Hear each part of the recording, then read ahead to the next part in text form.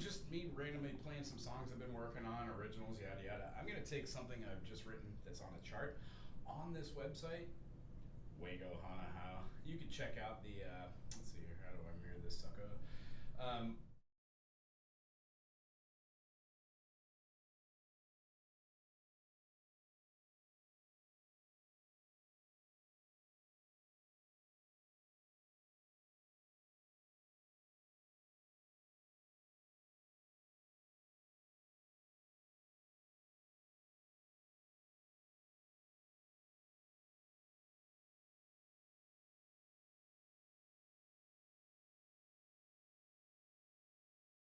The most powerful writing often comes.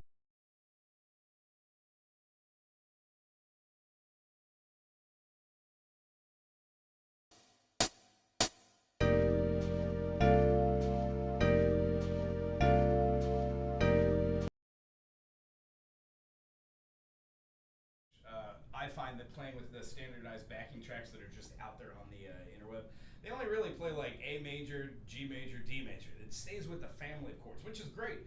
But getting outside the box, sometimes a little bit harder progressions are sometimes fun and relevant. So today, what I want to do is just take an old chart, have fun with that. If you have any questions about what I'm doing, try to check out those concepts. But we're going to be playing a little things on the piano, maybe moving over to an ukulele, a guitar. What do I have around here? This one today I think is in 12, so it should be a pretty cool example of how to play and write meter in a different, or a melody in a different meter that's not simple, like common time, 4/4. So what I'd like to do is just show the song really quick, and going back to this, let's see here. Do do do do do do. Let's mirror this computer.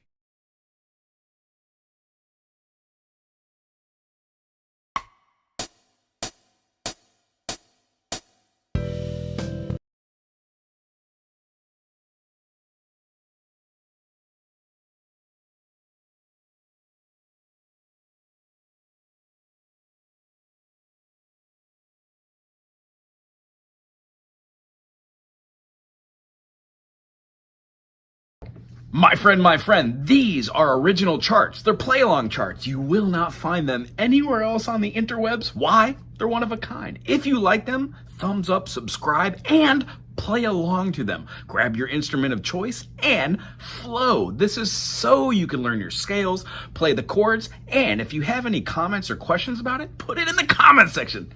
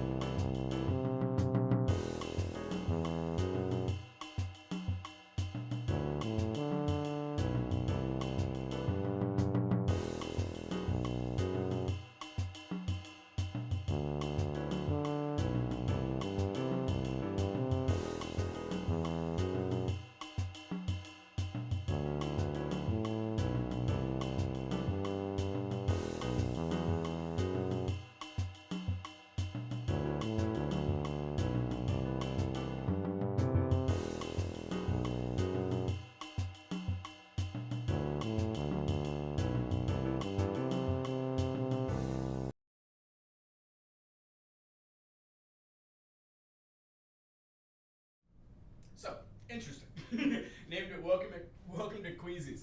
I guess maybe a backstory is due. I grew up in many different places, but I found myself in teenage to young adulthood, always hanging out at like Slovak dive bars and diners and stuff like that, playing music. You go to eat anywhere you can. Generally, after a gig, there's nothing open except for like the local like drunk bar food stuff. So like in the South, there's things called slingers. If you've never heard of a slinger, my goodness, you're probably good on that. So, welcome to QUEEZY'S is mostly a representation of having a couple too many drinks after the show, getting too much food, and feeling all funky the next day. Anybody who drinks a little bit too much knows that. I no longer drink, nor do I promote that. However, when we're going through this, what I like to do is write the first line out. So that's what I'm going to do. I'm going to throw this up here, and because we're playing in such an interesting time, I want to explain how to like subdivide 12/8. But we're just going to throw it up here really quick. Put our double bar, which means we're going to be starting our exploration into this song. Now, I happen to know that the beginning part we just repeat over. Rather than write it over and over and over again, what I'm about to write, the E major 7, and then the next measure, we have no chords because there's a really quick pause. Then we go right back in here because we want to hear the percussion to set up the theme of the song. The next one is going to be happening in a D major 7, keeping the theme of not just the triad of the chord, 1, 3, 5, but then moving it and altering it. And for those of you who do know a little bit of theory, you'll see that the D is not in the key of E. We're actually using something outside the key of the diatonic 7. So it already has a function of moving or modulating. We'll talk about that in a second to see if we need to do that at all, and then go back and analyze this. Our C major 7 right here is at the end, and then we're apparently going to throw a double bar down here because that ends our phrase. Our next phrase is not just the intro, which happens over and over and over again. I think the intro here we did maybe just 2 times and then went into the groove. So I'm going to put 2 dots in the beginning here and 2 dots in the end on both of my double bars, meaning there's either a time signature change or there's a different change into a different section. I'm talking about form, A form, B form, C form. Mostly they're just binary. A, you'll have a song that's like verse, verse, chorus, then it ends. Sometimes you'll go all the way back up, have an A, B, A, A. This one just particularly will unfold in front of our faces. I'm gonna clean it up because I am not a visual person. So long story short, this is gonna be a compound meter. What happens is anything that's kind of like 4/4 and below, where we can count out the rhythm as such having a quarter note or a pulse or a beat or a tempo. Whenever we alter that, it alters the note that's affected by these. So in order to see this, what I want to do is count to 12 because there's going to be 12 beats per measure. And then rather than counting these out as like 1, 2, 3, 4, 5, 6, 7, 8, 9, 10, 11, 12, in my mind, I just subdivide these two to have a 1, 2, 3, 1, 2, 3, 1, 2, 3, so on and so forth. 1, 2, 3, 1, 2, 3, 1, 2, 3, 1, 2, 3. These are subdivisions or polyrhythms that are inside of this, which is lots of fun because you can set your example of having this beat and then have that alternates in between, which makes up cool rhythms. You can also count this as a 1, 2, 3, 4, 5, 6, and then a repeat of that. Or you could just intuitively know your time signatures and feel your beat. Nah, you gotta count them out. When we're doing with BPM, beats per minute, which is a little bit slower, like 40 or 50, sometimes things fall apart, especially for doing rhythm stuff. But when we're trying to play along with these, I would suggest trying anything at 60, then 80, then 120. In fact, this one's, I think, in 120, the example we just saw. I'm gonna slow that down, obviously, so I can build some melody lines. And then I'm going to try it fast as well, see if that actually does anything cool. Alrighty now. So here we go. This is our first line. Let's take a gander at what that looks like over here at the piano. So to define this, we're going to have what? We have our E7, so C, D, E. We know that in the key of C major, there's no sharps and flats. So the concept is I'm not going to be having just minors. We're going to have majors that are inside this song. And they seem to fluctuate. So we have an E major, a D major, and a C major. Those are our 3 bass triads, our root structures, consisting of an E, G sharp B, D, F sharp A, and a C, E, and a G. Now, with triads, when we add on another note, whether it's the 6th or 7th, something, we're just having extensions off of that triad. The 7th, however, is extremely important that we name it as such. We could have all sorts of chords and all sorts of concepts which revolve around the 7th. So today when I'm talking about this, I'm going to be calling any chord that's formed a triad, like a C major, and then the 7th is going to be called a major 7. If we wanted to have that down another, where we're stacking major 3rd, minor 3rd, and then minor 3rd, that gives us a dominant C7. Don't want that, so I'm not going to name it as such. I'm going to name it as a C major and then a 7, because we're utilizing the major 7th, minor 7th, major 6, minor 6, so on and so forth. You can augment or diminish anything. You only have a couple perfects. And then as far as the notes that could be major or minor, we could have a major 2nd, we could have a major 3rd, we could have a minor 2nd, minor 3rd, minor 6, minor 7, major 6, major 7. We just don't have minor 4 or 5s. That's not something we do there. So, enough about theory. Let's feel how this feels like. We're going to take our E major, right? And then see our octave. Fill out our triad over here. Maybe move our extension finger. Build out the chord.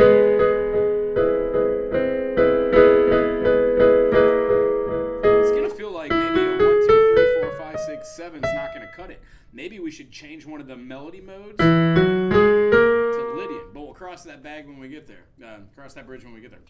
So for the beginning here, we've got our E major. We're going to add our E, and then we're going to put in our major 7th. Now, charismatically, you might want to just do it right here. That's a nice sounding chord. Good mill. And then there's no chord, so we've got 1, 2, 3, 4, 5, 6. 1, 2, 3, 4, 5, 6. 1, 2, 3, 4, 5, 6. 1, 2, 3, 4, 5, 6. We're going to be moving down to the D major. But again, we're going to be adding in the major 7th. So D, E, F sharp, G, A, B, C sharp. That's going to be our chord. If we're not going to want to hold the whole thing out and just double triad root position, which clearly, when you're moving around to chords, these root positions will alter themselves with inversions. Let's cross that bridge later. That's just the way I write. So songwriting 101. And by the way, anything I'm saying here is just what one person's opinion is.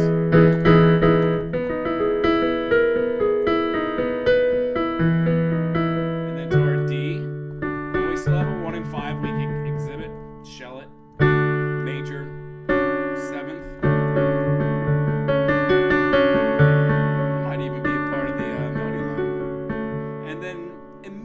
From there, without having a rest in between to the next measure, we would have a C major 7. Now you could devise your C major 7 however you like. And that's what extension chords and adding 9s and 11s and 13s are really all about. Feeling out how we can make the chords that already have a lot of gravity move away from the 5 chord, the dominant, and back to the 1. In this case, we're moving that 1, so we're tonicifying the E major 7, which is, I really enjoy that kind of feel. You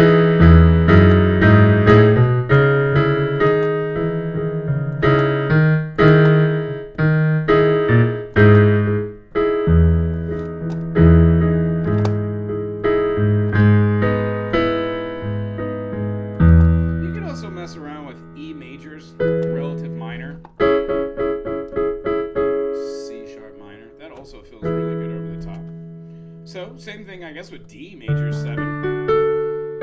When we play this out, our relative minor would also kind of work because we're exhibiting the F sharp minor as part of the D major triad plus an F sharp minor triad gives us our major 7. In fact, it does that in every key. So that might be a little construct we work with there for our melody line. And then remembering that each one of these is a major key. So E, D, C. Well, that gives me my 1, 2, 3, skip the 4, play the 5, and then we have the 6, right? So moving through this, we might be able to exhibit at C sharp, right? Or we might be able to exhibit just a 1, 2,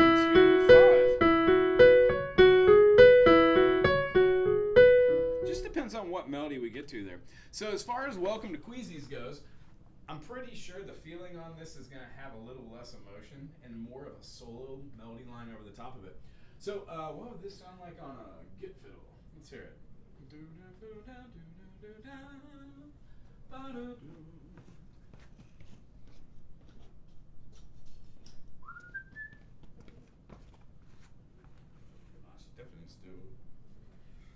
Let's see here. Got an E major 7, so who knows what we're going to play.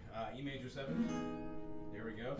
D major 7, and then C major 7. So this really is just stepping down by whole tone.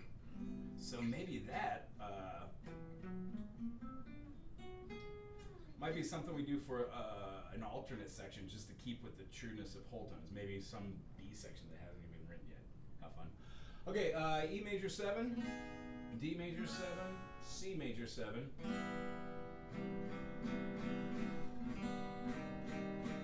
No aug.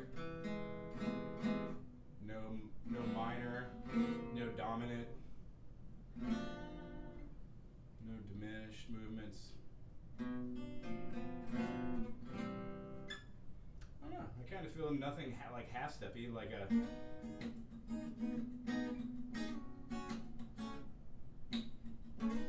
These two chords is relatively easy.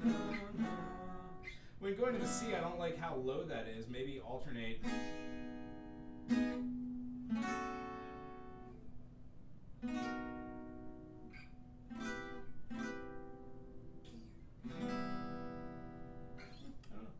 So, 1, 2, 3, 4, 5, 6, 1, 2, 3, 4, 5, 6, 1, 2, 3, 4, 5, 6.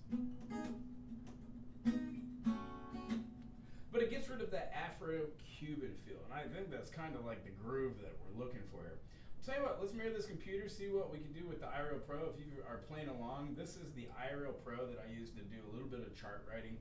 Whenever I meet a new group of players or I've got some students I need to write out concepts for, I use this because of the ease of how fast the fingers flow on it. It's just my, again, one person's personal idea. And let's see here. Opera's done. Are you sure you want to open it? Yeah. Well, we cancel that. And then let's mirror this.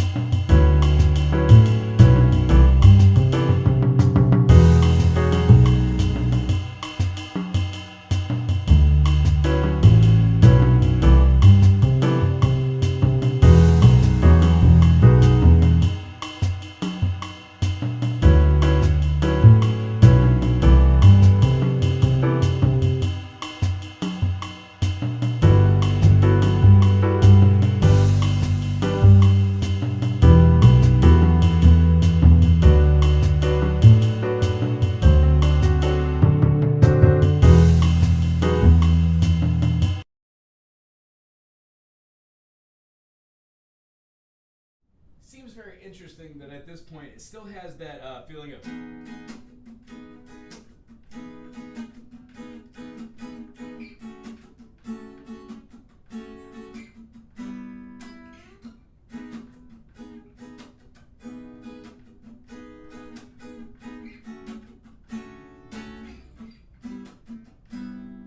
So the overall theme, because it is going to be the end of the song too, is maybe to establish some sort of melody. If I was doodling on the guitar, I would probably have like a arpeggiated run, including the major 7, so maybe like a.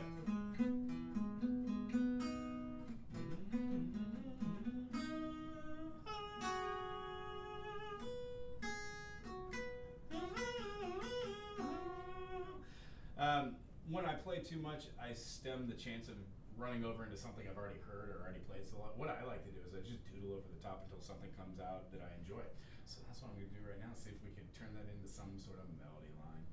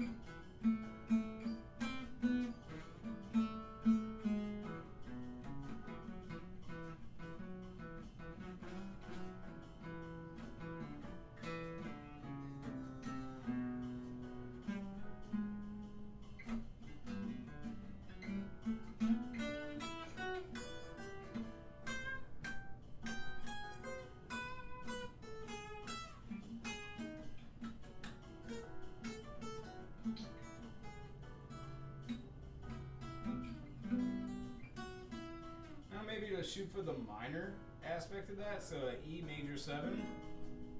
If we had our C sharp minor.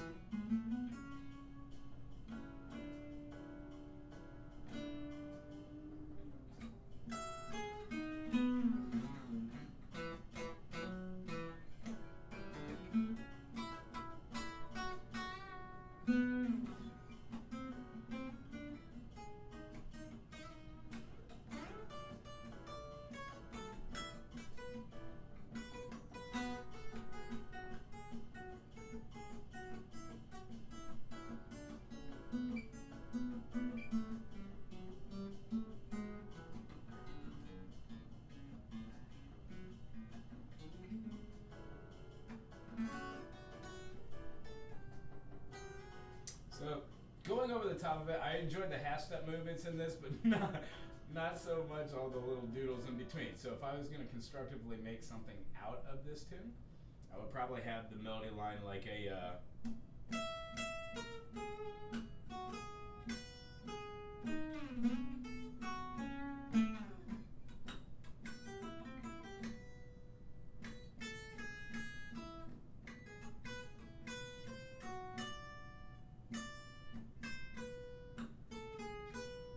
add some other sort of tendency tone in there to move it out of the concept of just do re mi fa sol la ti do, out of Ionian 1 2 3 sharp form we were discussing over on the piano, possibly throwing in Lydia in there. Let's hear how that sounds.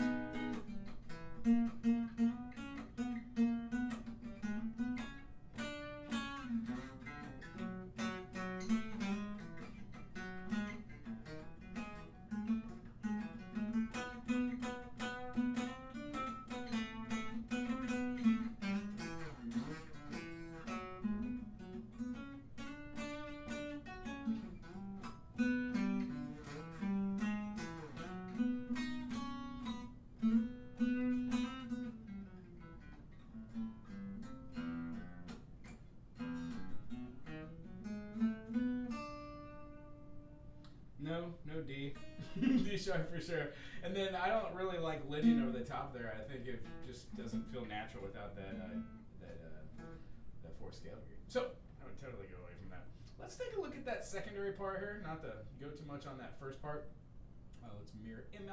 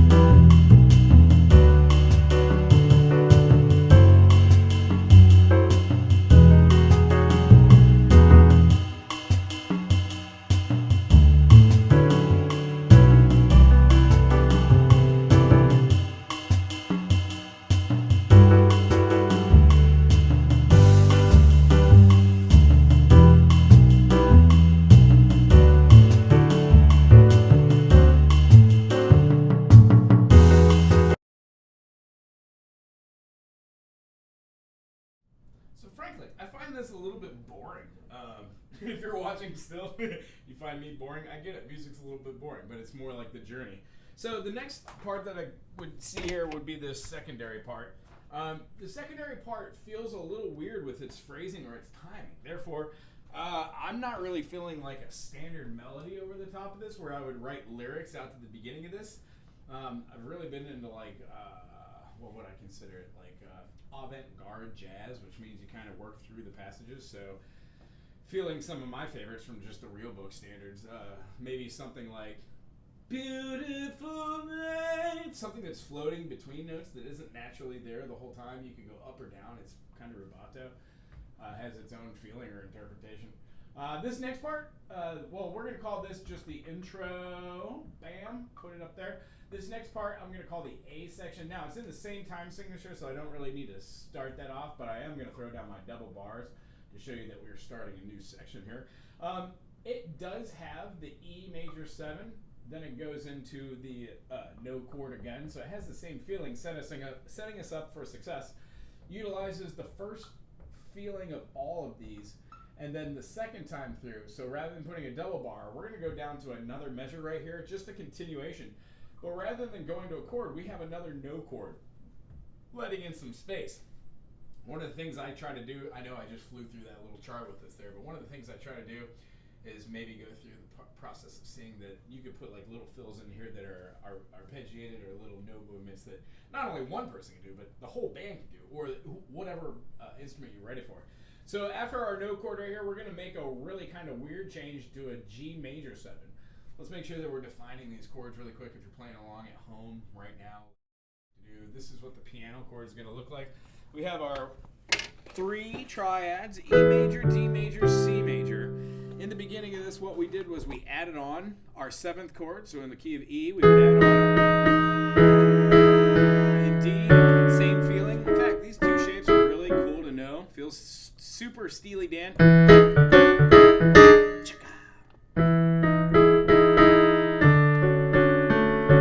then when we go to the E major 7, just 2 thumbs. Not E major, C major 7. And then our last chord can be actually created the same, but we're not going to be doing this with our thumb. We're going to be doing this. So we've got our G major 7 and these. You can either play it like this or blend them together, or heck, you can take that down there if you want. Maybe moving a couple of these around. But we'll talk inversions later. Here's the feeling of that next part. We've got a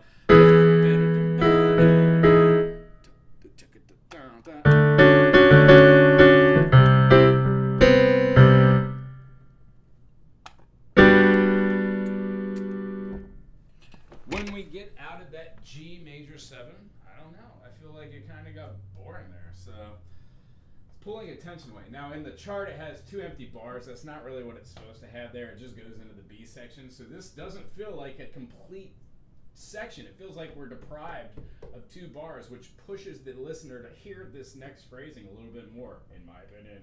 Here comes the B section. So this, right now, we have just entered into the world of binary.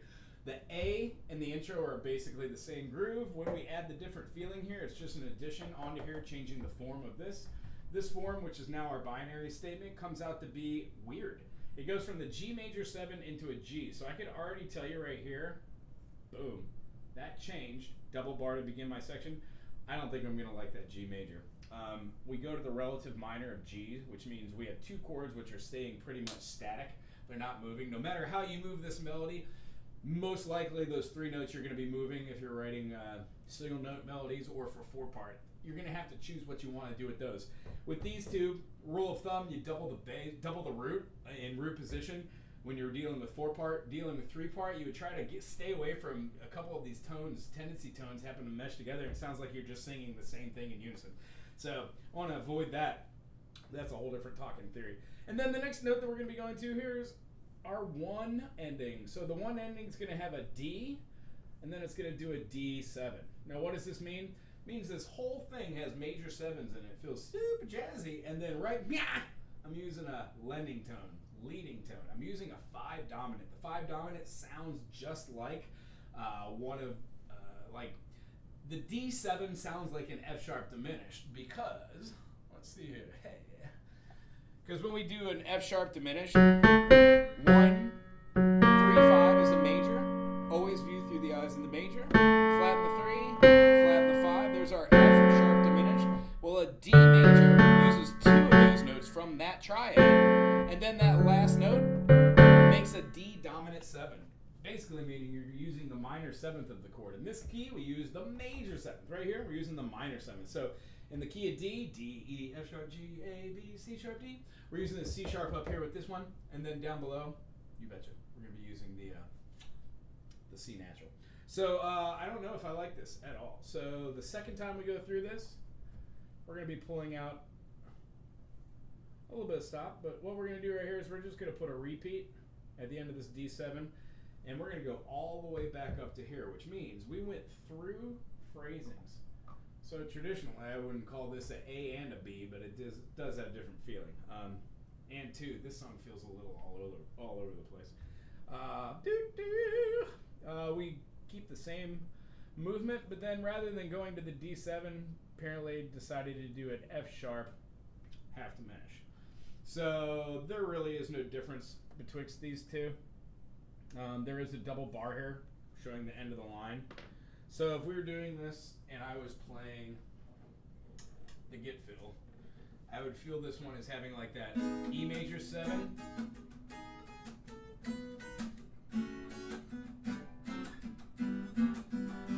the C major 7,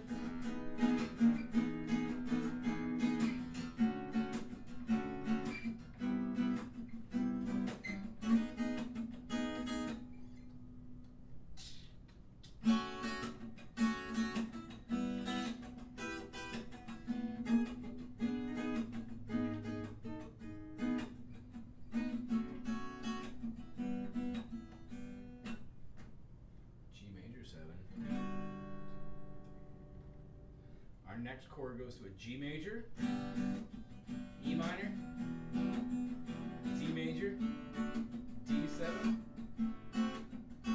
I feel like that D major 7 is ridiculously out of place. Let's play it through just for sustenance.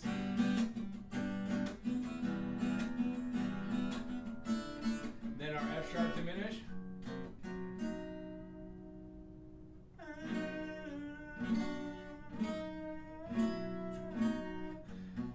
I think the F sharp moves it. D7 just feels out of place. What if we did alternate chords? I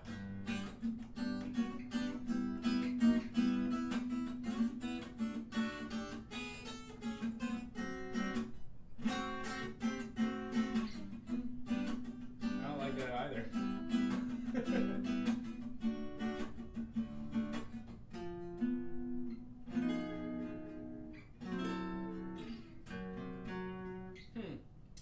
If I were to reinvent this here and still had the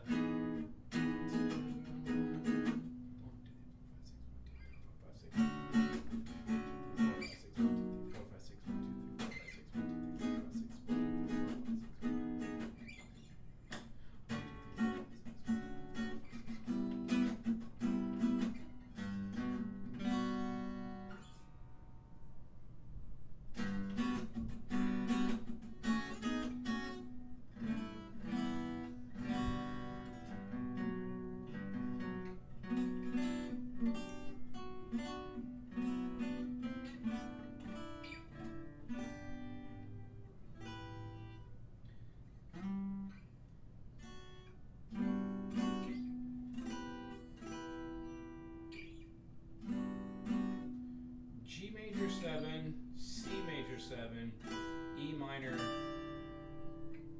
7, or G6.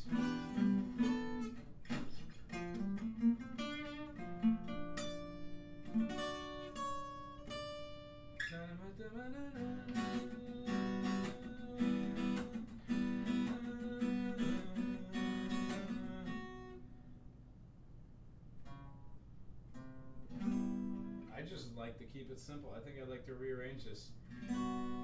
Welcome to QUEEZY'S. Oh, yeah.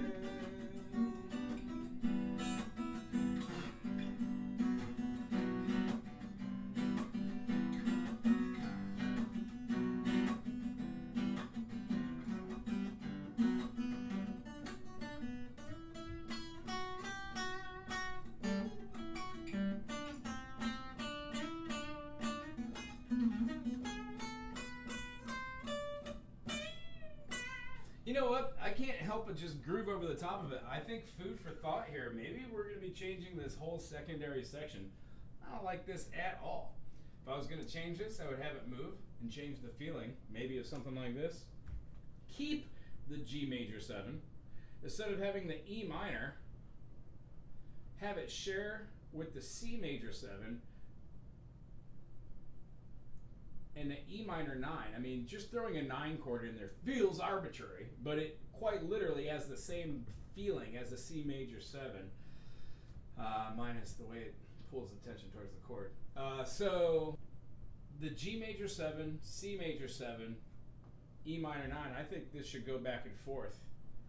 I don't even think there should be any of this right now. So just getting rid of this.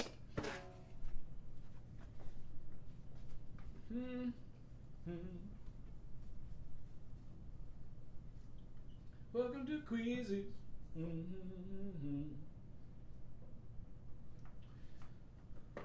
Whoop, whoop, whoop, whoop, whoop. Oh, let's hear what it sounds like on the baritone.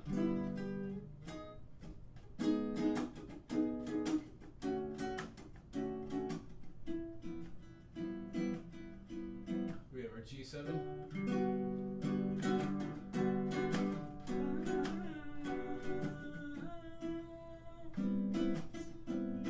Yeah, that's groovy. 1, 2, 3, 4. 1, 2, 1, 2. Maybe it should go to 4. Time change. 3, 4, 5, 6. 1, 2, 3, 4, 5, 6. 1, 2, 3, 4, 5, 6. And then E minor 9. 1, 2, 3, 4, 5, 6. We can even take it up.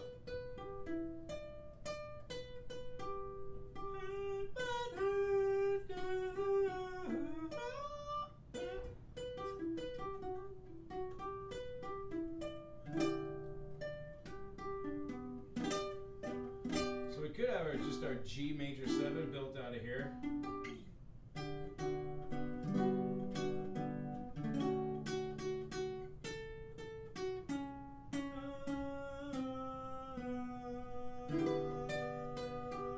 Lots of food for thought there. I think I'm going to end it with that phrasing right there and keep that and see what that kind of sounds like here with the get fiddle over the top.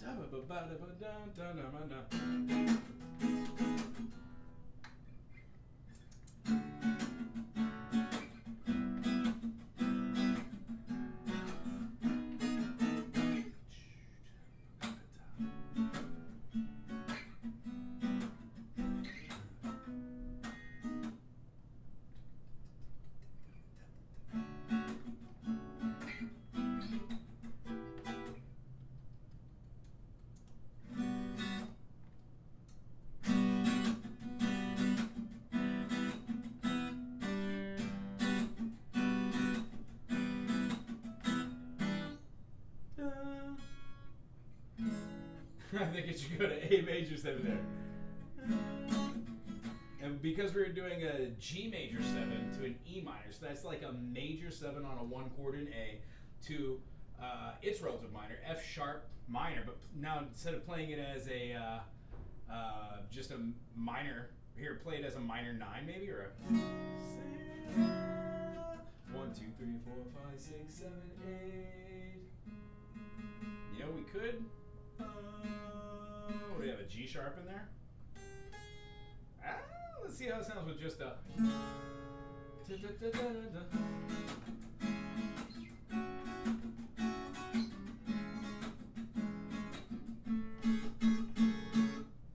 like that. So I think I'm gonna keep that in. Welcome to QUEEZY'S. And then the next one's gonna be going to A major 7, and then F sharp minor 9. Just holds the whole bass down. And then one time through feels good. And then maybe if we end this phrasing here and we do what we do last time, we went all the way up to the top. I'm not digging on that either. I think that well, unless there's gonna be a melody line in here, which could be cool. So let's put D, C, coda. We're not having so D, C, coda, boom, bam, all the way up to the top. Now we're gonna find our way back down. So, calling. Tell you what, I'm gonna have to call you back in a little bit, buddy. Let's see here.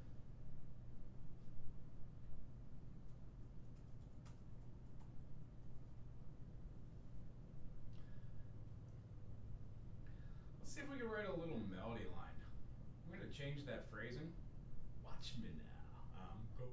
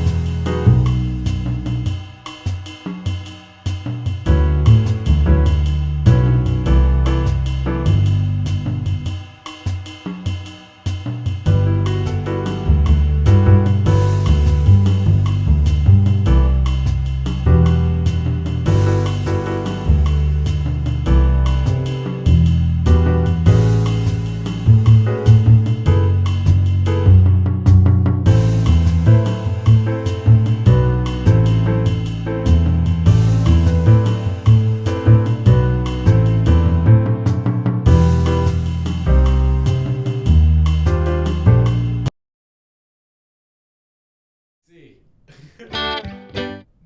it kind of took a turn into the minor aspect of it. So I do like this rearrangement. I do like the idea. The reason why the DC coda didn't work right there is because I didn't put a coda in the top phrasing. So now the idea is, do we want to go through this whole thing again and go through this as being a verse section and have some sort of lyric or some sort of melody over the top of it? I do think so. It felt kind of good to get down all the way here, and then DC coda, so going up to the top doing this. The only thing I didn't like here was this part, and maybe that's a good setup to go here, but it seems like we're going to like an E minor, C minor, E flat, so it kind of changes what its feel is right there, doesn't it? It has like this tonality the whole time.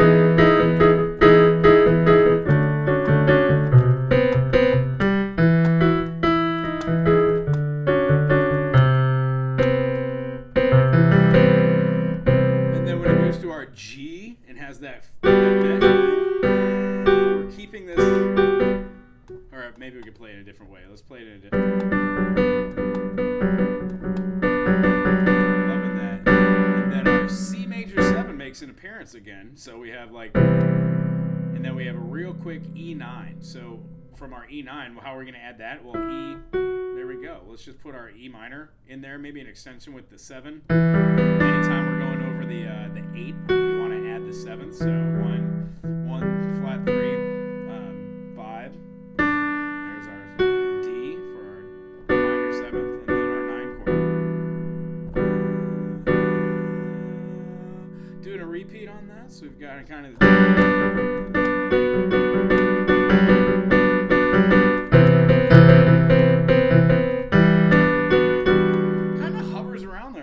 So it feels like a melody line should be present.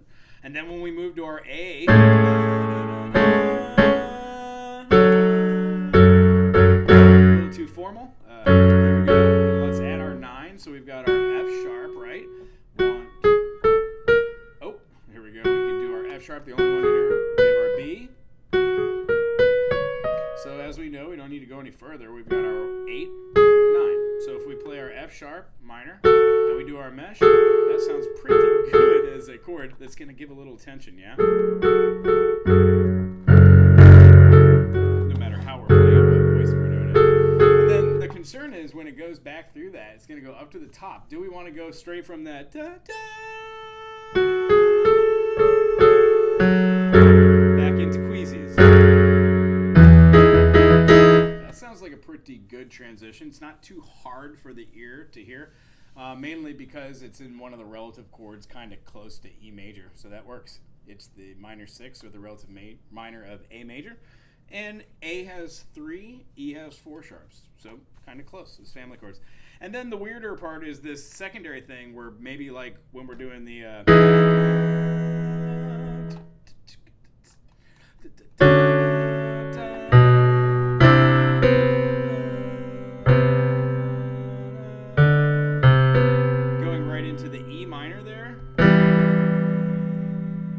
C minor completely throws the tonality of this. So we just found ourselves dropping out of the key. Again, I don't like that, but let's hear how it sounds. So E minor, C minor, E flat major 7. So we're going to have our same with a D now. Throw it over here. That works quite well. And then a B flat major. 7th. I'm always a big fan of like majors to majors.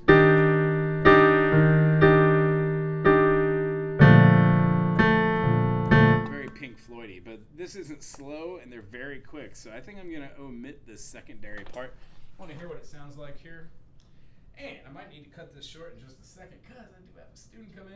Going to need to make the most of that time. Let's see here. QUEEZY'S, where is it?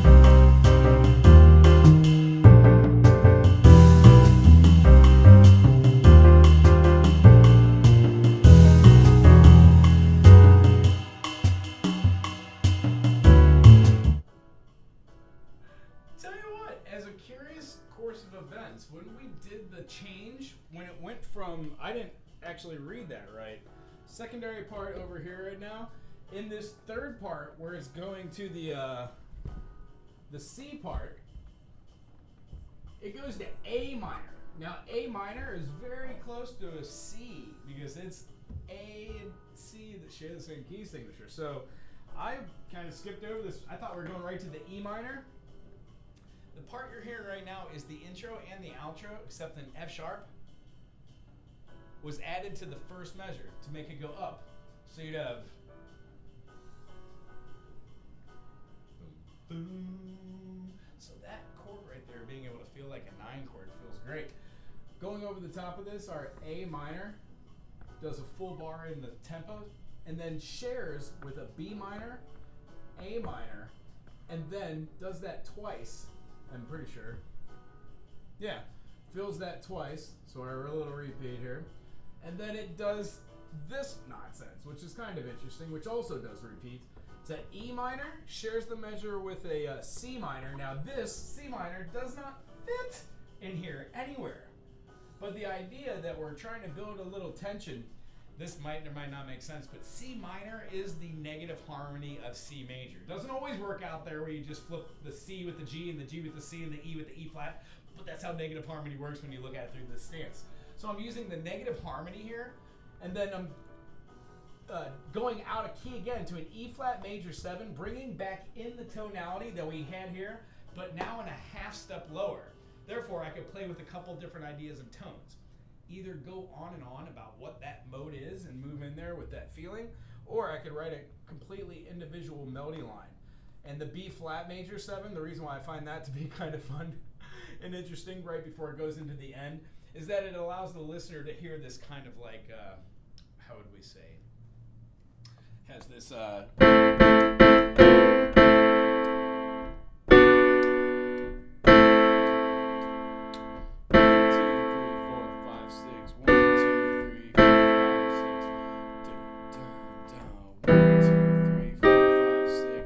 moving through that,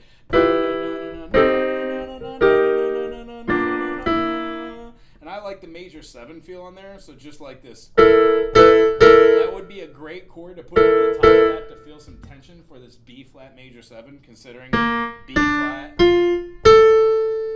right? I think that sounds fun. Maybe just considering playing a D minor over the top of it and using the bass tone to keep the bass. Feel how that fills out that sound? Same thing can be done with the E flat. You could just play the E flat and then keep over the top of that. Like a D sus if you want. That builds a lot of tension. Right? And then if we're playing like, what's our 7 chord here? So that would also feel kind of good. So the reason why I like this, it builds a good amount of tension. We do it twice, both of these, and then we pull back on that and go down to the bottom part, which essentially is the same as the 1. We're keeping this 12/8 feeling. And here's kind of where the intro of this whole video came in. I wanted to see how to explore this song, whether I enjoyed the song or not. Turns out that I enjoyed a little bit of the song, and I changed a little bit of the song. I don't remember writing this song, as I don't remember writing countless of the other 1,000 songs that I've written. Not one of them is a gem. Every one of them, to me, is gold because it was an opportunity to write, to start seeing chord charts and starting to visualize these in my head. So every single time that I write something like this, it allows me to experience music, whether it's through the eyes of something I've written, through the eyes of somebody else has written, and it allows me to take these concepts that I learned from one song, an artist that I like and I emulate, and put them into my own music. Now, you don't have to do this the way I do it, but this is a great representation of how to do lead sheets. Sometimes we don't even use these. I would call out what notes we're in, and then I would put them into Roman numerals, like music chord analyzation. So for a song like this, I might make a deep dive after correcting this and going through the changes, and then go back on the song maybe in a month or so to see what changes have been made to it then. When playing with different people on Island here, I like to write out these charts, hand them to them, and see if we could try to come up with some fun stuff here. A lot of people, when they get outside of their comfort zone, in fact, have a lot of fun time doing this kind of nonsense with me as well. So here's what I urge to you. If you really like to do stuff like this, subscribe to this channel. If you know somebody does, share it, or just throw it on your social medias. See if somebody snags. We're about halfway there to being monetized, which isn't the end-all be-all to this, but I can tell you this. There will be a lot more enjoyment and probably a little bit more editing with these videos once we do have that. Anyway, thanks for being here this morning. If you have any questions and we didn't have a chance to answer them, please put them in the comment section below. Oh, hi Donna. Aloha. Just missed me at the end there. Thank you for popping in. Anywho, have a great day and we'll see you soon. Aloha.